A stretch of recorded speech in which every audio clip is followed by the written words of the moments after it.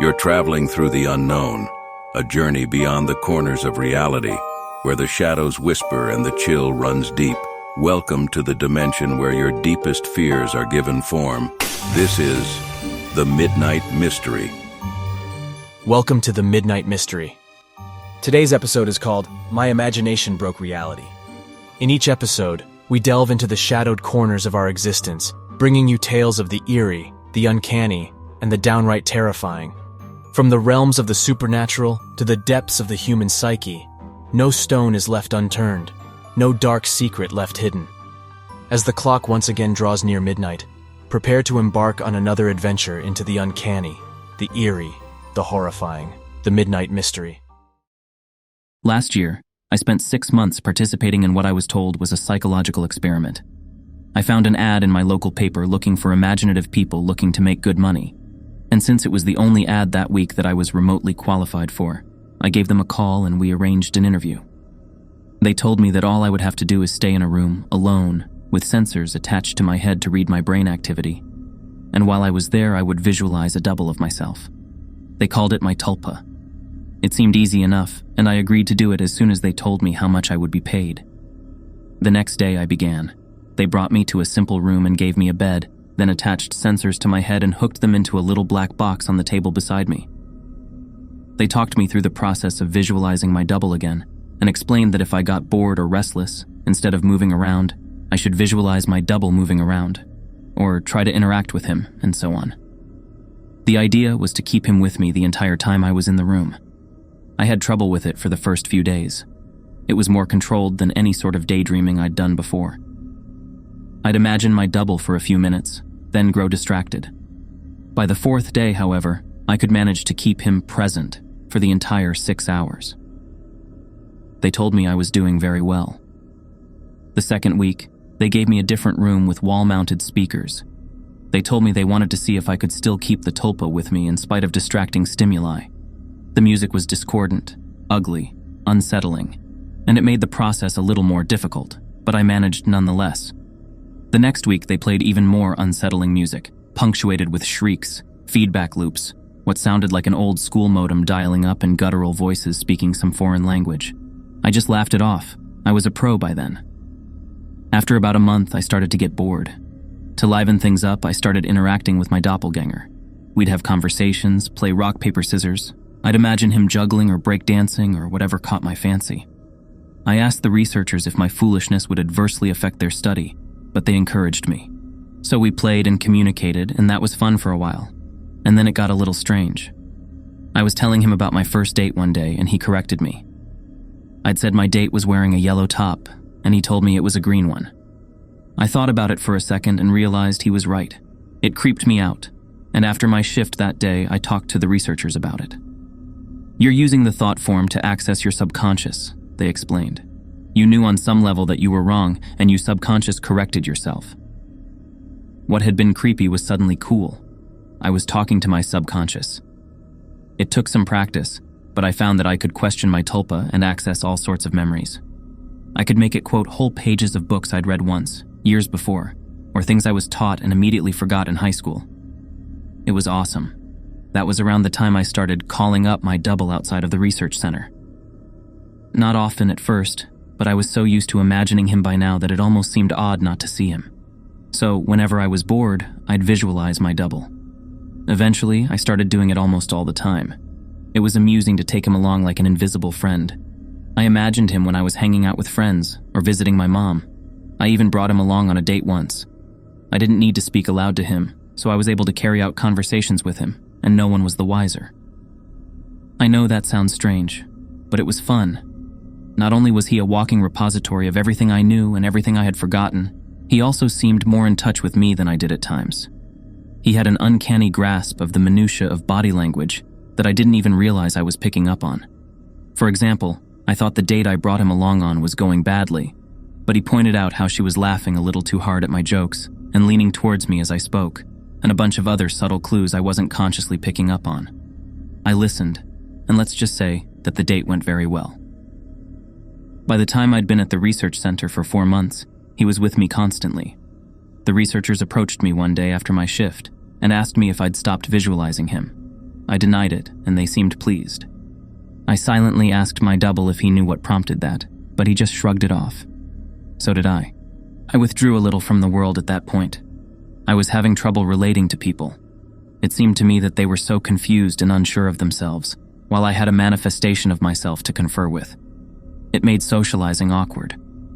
Nobody else seemed aware of the reasons behind their actions, why some things made them mad, and others made them laugh. They didn't know what moved them. But I did, or at least I could ask myself and get an answer. A friend confronted me one evening. He pounded at the door until I answered it, and came in fuming and swearing up a storm. "You haven't answered when I called you in fucking weeks, you dick," he yelled. "What's your fucking problem?" I was about to apologize to him, and probably would have offered to hit the bars with him that night. But my tulpa grew suddenly furious. "Hit him," it said, and before I knew what I was doing, I had. I heard his nose break. He fell to the floor and came up swinging, and we beat each other up and down my apartment. I was more furious than I have ever been, and I was not merciful. I knocked him to the ground and gave him 2 savage kicks to the ribs, and that was when he fled, hunched over and sobbing. The police were by a few minutes later, but I told them that he had been the instigator, and since he wasn't around to refute me, they let me off with a warning. My tulpa was grinning the entire time. We spent the night crowing about my victory and sneering over how badly I'd beaten my friend. It wasn't until the next morning, when I was checking out my black eye and cut lip in the mirror, that I remembered what had set me OFEF. My double was the one who'd grown furious, not me. I'd been feeling guilty and a little ashamed, but he'd goaded me into a vicious fight with a concerned friend. He was present, of course, and knew my thoughts. "You don't need him anymore. You don't need anyone else," he told me. I felt my skin crawl. I explained all this to the researchers who employed me, but they just laughed it off. "You can't be scared of something that you're imagining," one told me. My double stood beside him and nodded his head, then smirked at me. I tried to take their words to heart, but over the next few days I found myself growing more and more anxious around my tulpa, and it seemed that he was changing. He looked taller and more menacing. His eyes twinkled with mischief, and I saw malice in his constant smile. No job was worth losing my mind over, I decided. If he was out of control, I'd put him down. I was so used to him at that point that visualizing him was an automatic process, so I started trying my damnedest to not visualize him. It took a few days, but it started to work somewhat. I could get rid of him for hours at a time, but every time he came back, he seemed worse. His skin seemed ashen, his teeth more pointed. He hissed and gibbered and threatened and swore. The discordant music I'd been listening to for months seemed to accompany him everywhere. Even when I was at home, I'd relax and slip up, no longer concentrating on no seeing him, and there he'd be, and that howling noise with him. I was still visiting the research center and spending my next 6 hours there. I needed the money, and I thought they weren't aware that I was now not actively visualizing my tulpa. I was wrong. After my shift one day, about 5.5 months in, 2 impressive men grabbed me and restrained me, and someone in a lab coat jabbed a hypodermic needle into me. I woke up from my stupor back in the room, strapped into the bed, music blaring with my doppelganger standing over me, cackling. He hardly looked human anymore. His features were twisted. His eyes were sunken in their sockets and filmed over like a corpse's. He was much taller than me, but hunched over. His hands were twisted and his fingernails were like talons. He was, in short, fucking terrifying. I tried to will him away, but I couldn't seem to concentrate. He giggled and tapped the IV in my arm. I thrashed in my restraints as best I could, but could hardly move at all. "They're pumping you full of the good shit, I think. How's the mind? All fuzzy?" He leaned closer and closer as he spoke. I gagged. His breath smelled like spoiled meat. I tried to focus, but I couldn't banish him. The next few weeks were terrible. Every so often, someone in a doctor's coat would come in and inject me with something or force-feed me a pill. They kept me dizzy and unfocused, and sometimes left me hallucinating or delusional. My thought form was still present, constantly mocking. He interacted with, or perhaps caused, my delusions. I hallucinated that my mother was there scolding me, and then he cut her throat and her blood showered me. It was so real that I could taste it. The doctors never spoke to me. I begged at times, screamed, hurled invectives, demanded answers. They never spoke to me. They may have talked to my tulpa, my personal monster. I'm not sure. I was so doped and confused that it may have just been more delusion. But I remember them talking with him. I grew convinced that he was the real one and that I was the thought form. He encouraged that line of thought at times, but mocked me at others. Another thing that I pray was a delusion. He could touch me. More than that, he could hurt me. He'd poke and prod at me if he felt I wasn't paying enough attention to him. Once, he grabbed my testicles and squeezed until I told him I loved him. Another time, he slashed my forearm with one of his talons. I still have a scar. Most days I can convince myself that I injured myself and just hallucinated that he was responsible. Most days. Then one day, while he was telling me a story about how he was going to gut everyone I loved, starting with my sister, he paused. A querulous look crossed his face, and he reached out and touched my head, like Mother used to when I was feverish. He stayed still for a long moment and then smiled. "All thoughts are creative," he told me. Then he walked out the door. 3 hours later, I was given an injection and passed out. I awoke unrestrained. Shaking, I made my way to the door and found it unlocked. I walked out into the empty hallway and then ran.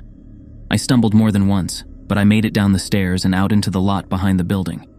There, I collapsed, weeping like a child. I knew I had to keep moving, but I couldn't manage it. I got home eventually. I don't remember how. I locked the door and shoved a dresser against it, took a long shower and slept for a day and a half. Nobody came for me in the night, and nobody came the next day or the one after that. It was over.